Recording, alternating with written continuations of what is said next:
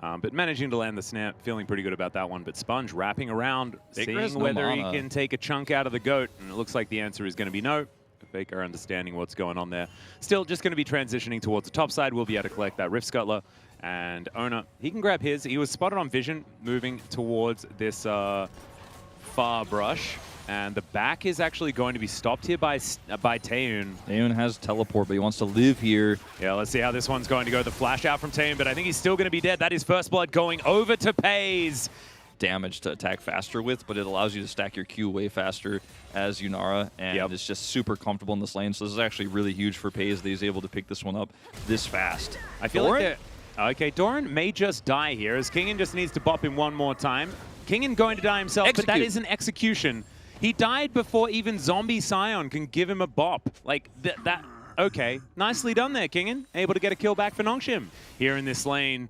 Especially with the ultimate now available, giving him that execution potential.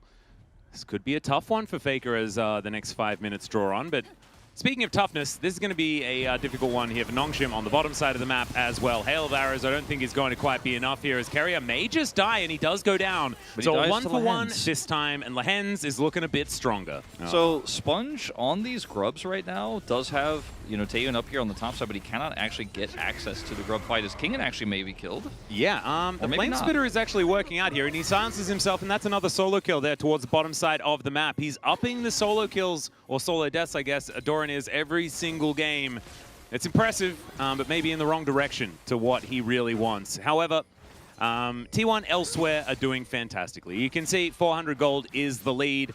And what have we learned about Scion? The more times you die, the more value you get from your passive. As now Supreme Display of Talent comes in, and Carrier, where did he go? Blink and you'll miss it, as now Owner's going to turn up as well. Solar Flare there from Lehens. He was very, very low, but he's able to get himself out of there. Sponge now looking to finish off the jungler, and it's a double kill. FaZe now without any mana is going to get smoked, but is actually doing a fair bit of damage. Q comes through as Taeyun not going to be able to find the kill onto the Yunara, who flashes away. For that to be true, because it would make it a little bit more forgivable. We can give him some benefit of the doubt there or something like that, I guess. You guys can comb through the VOD and let us know whether we're horribly wrong. And that might be the case. You can just drag the thing back and just see what was going on. Because Taeyun here is still catching this wave, it's hard for him to join this fight. He and Lehens, of course, both have ultimates, but I just don't see any way where T1's going to give this dragon up. FaZe died, but he's still incredibly strong right now. Yeah. Lehens going in anyways. Yeah, they're still going to look for a chance of corruption, doing a fantastic amount of work. Carrier already dead, and there goes Owner at the same time. Nongshim, they had a different thought. They were like, well, why don't we just kill them immediately? I mean, the reaction, like both the speed at which Sponge and Lehens were able to collapse, Taeyun also doing that massive damage through. Oh. Okay, Kingen is also in trouble. Yeah, Faker looking for the angle here as Kingen wants to throw down the equalizer. A fair bit of damage, but not enough to keep him alive. And Faker is going to be able to pick up his first of the game. No time to react there or press his buttons practically. Yeah. He just instantly dies. A scout may also instantly die. Yeah, he is going to instantly die. That's precisely what happens there, Wolf. Really, really nicely done. FaZe also may die, less instantly, but in fact, he's not going to at all. The rotational power here for Faker is a little bit muted by the fact that we're still in this early game, and it's a Scion that's 0-2 is about to be 0-3 potentially. Yeah, doesn't have his ultimate up and available, nor does he have his flash anymore as he just used it. Equalizer goes down, and that is a very dead Lumberjack. Yeah, let's see what they can actually find. Because before Doran went down that last time, he was actually very, very close as we got a bit of an engage. Great grand entrance there from Carrier to hold Taeyun in position, but he survives for such an incredibly long time. Sponge also finding two with the ulti. There's Faker going down as the overwhelm comes on through from Scout. Massive amounts of damage from this Mel at this point in the game as FaZe still playing aggressive, but isn't going to be able to find anything. And T1 just cannot find the skirmishes here today against Nongshim. No, they certainly can't. And Taeyun a little bit out of position, but he actually kind of ends up baiting them in. As Kingen should die here. We'll get the wave. Equalizer is just going to hit the wave. Kingen's like, well, I mean, we know what's going to happen here, don't we, gentlemen? And he is going to be able to even buy a little bit of extra time. Great sidestep there. That was a Q1. There's no way he can actually turn this into something, right? He can't get out. He might get FaZe kill over has to to come over. That would be problematic, as another spear is going to miss. FaZe does need to actually get here, but Will the kill? Actually, can he get an execute? Wait. Yeah, he could. He's could, going to right? execute. I think he's going to get it. If Owner doesn't hit the spear. Oh my God, Kingen! TP. Oh. Why TP? Just go for the execute. Did have against him as well. That's what I was in the middle of talking about, was the fact that Doran, I feel, should be way further behind than he is, but has been able to get a couple of plates throughout this game. Also, picking up that turret was a big deal. Still, it is going to be Earth, Wind, and Fire. T1, the best team at Earth, Wind, and Fire, I have to say. They do just get this combination of dragons more than any other. Lens is looking for a wraparound here, and I think as soon as this wave crashes, like, they are going to get some kills. Doran wants to try to collapse, but he's also in danger now. Oh dear, he gets blocked here by Sponge at the same time. Does have a big old shield and a large health bar, but I think he's still very, very dead. Gets healed up momentarily. Chains of Corruption do come on forward as there's Carrier finding the kill onto Sponge, but look at the AoE from Scout. Finds the double on this Mel, and she is starting to become so scary. 2-1-1 here for the new mid laner for Nongshim, as Kingen throws down an equalizer. I'm going to leave it at that. I mean, he's pretty large here. He is actually going to look for the all-in onto Faker as well. And Faker doesn't have minions here. And, I mean, this continues in the bottom lane. Yeah, there's a fight all over the place. Lahen's looking a little bit silly after that one. He will be going down as Pays able to help Owner pick up that kill. Faker also, I believe, just realm warping out of the problem. He's like, I knew Rumble can't stop me from realm warping. I was never in danger. Yeah, and as we can see here, he never was. Yeah, no. Didn't have to flash, didn't have flash, you know, he just needs to ult. It's fine. He could have trade of ultimates. Okay, now he's baiting him. Look at this. Oh my goodness. Doran gonna go for a bit of revenge here as well. And Faker, I think, should be the one. Never mind, it's Doran that picks up that kill. So he gets it. I think it's a tightrope walk you have to play. You just can't get Chains of Corruption, and then you can actually keep fighting in the neutral in the mid lane.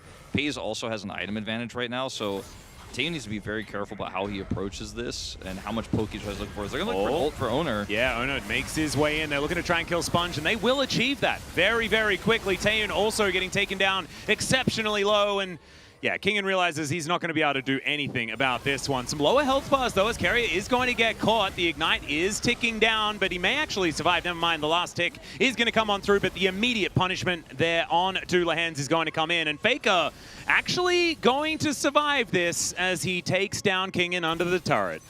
Faker is having a great game. He's about to have his rod complete to hit 16 in just a second here. Is fun. Oh, dear. Lahen's is going to make his way over, though. There is a spring display of talent as well as now Carrier possibly in a bit of trouble. Scout moving his way in as Taeyun dealing with Doran underneath the turret, slows him down momentarily, and now Kingen is going to come on over to defend. Meanwhile, towards the top side of the fight, Lahen's is desperately trying to save Scout, and it is not going to work.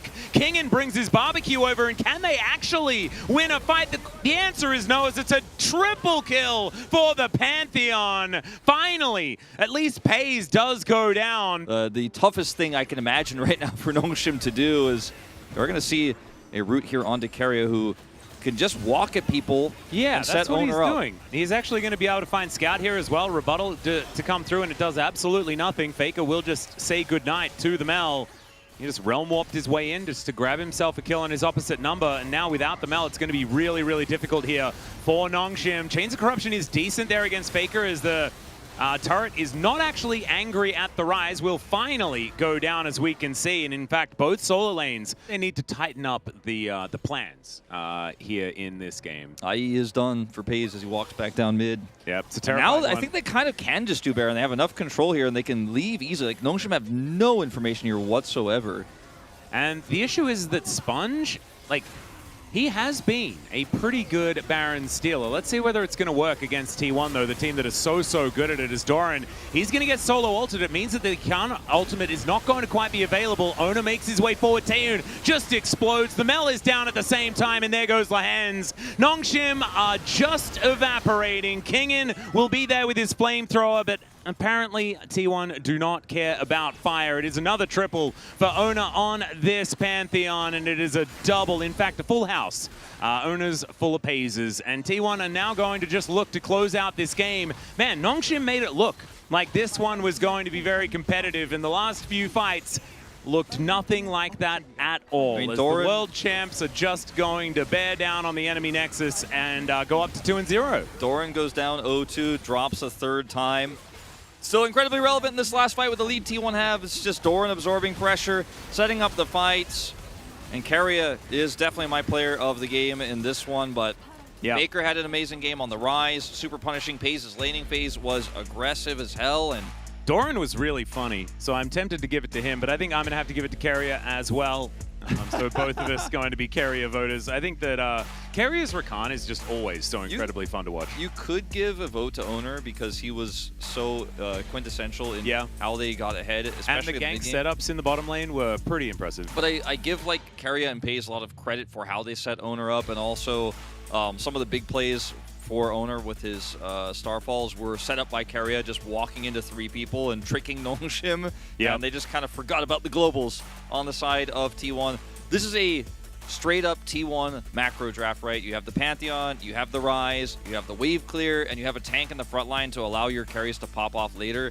It doesn't get more T1 than this, and unfortunately for Nongshim, despite some really cool early leads and some scrappy fighting, and Kingen having an amazing game on his signature Rumble, it's just not enough.